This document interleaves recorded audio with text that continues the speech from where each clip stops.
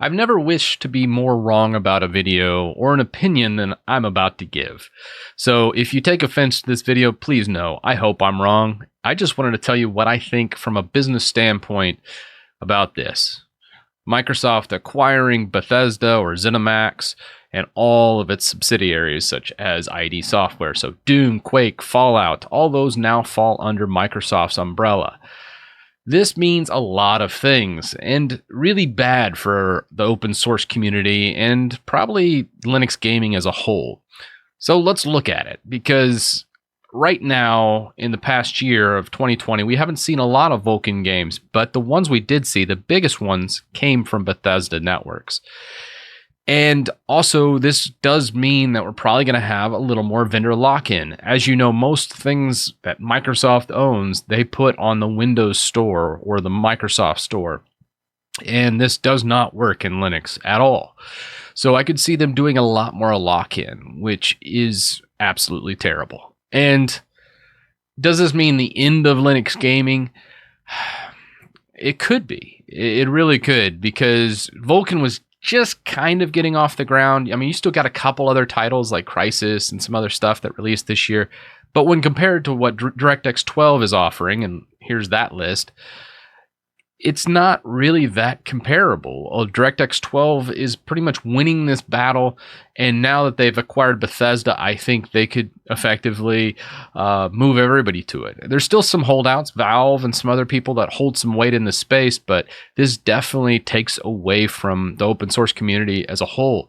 Now, some people are immediately running to the comments and going, wait a second, well, DirectX 12 can be transformed into Vulkan, and those work on through Proton and some other methods in Wine.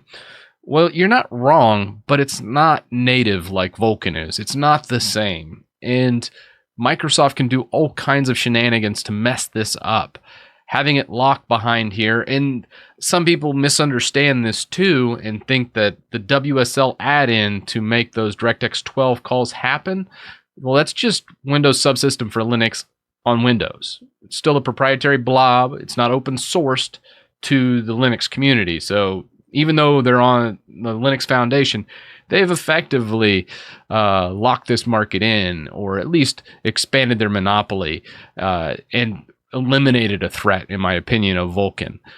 With most gaming companies now using DirectX 12, and you better believe, I bet you, they'll switch from a lot of the Vulkan aspects over to DirectX 12 when it comes to Bethesda and all of the subsidiaries of it. It's kind of a bummer. So I just want to make this video and say, hey, for those that held out hope that Microsoft is really championing Linux or loves Linux, to me, this looks like a power play. From a business perspective, it looks like they want to do the vendor lock-in. They want to move and keep that monopoly they have on gaming, and especially PC gaming. This also applies over on the other side of things too.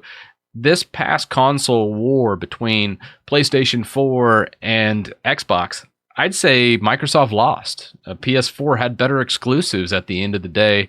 Initially, Xbox had a strong standing, but Sony really, I think, won this last battle of generations. And I think Microsoft doesn't want a repeat of that. So with PS5 and Xbox coming out, I would say they're looking to amp up their game here too. So I think on two fronts. It was a very smart acquisition. I think $7.5 billion sounds like a lot, and it is. But I think they're going to save a ton of money in the back end, because they're going to be able to lock people into their platforms and also get people to go over on the console. So is it all bad news? Well, there's a little glimmer of hope for the gamer in me. They also own Obsidian. They acquired them 2 years ago. And Obsidian made Fallout New Vegas, which is one of the best Fallout games out there. So we might see a resurgence of like a Fallout 2. That would be pretty awesome. I would love that. But as far as the rest of the good news here, I think it pretty much ends right here. I think only bad things can really come from this. And I really, really hope, and I guess we have to wait and see what happens with the Bethesda games. Do they move everything from Vulkan, because they have a lot of Vulkan-based stuff, over to DirectX 12? Probably. My biggest fear is not really that, It's that they'll lock all the Bethesda type games behind the Microsoft Store, which you're not going to emulate that in Proton. Steam won't ever have a chance to, or it won't run in Wine because of the Microsoft Store and how they do a lot of the dependencies and things. So I turn the question to you. What do you all think? Is this just Microsoft exerting its force?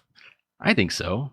But maybe there's something I missed. I hope so. And I really hope I'm wrong, because this is just kind of depressing. When I saw this immediately, all these things rushed into my head, and I was like, oh, wow. That was a really good play by them, but one that definitely reinforces the Microsoft of old of embrace, extend, and extinguish.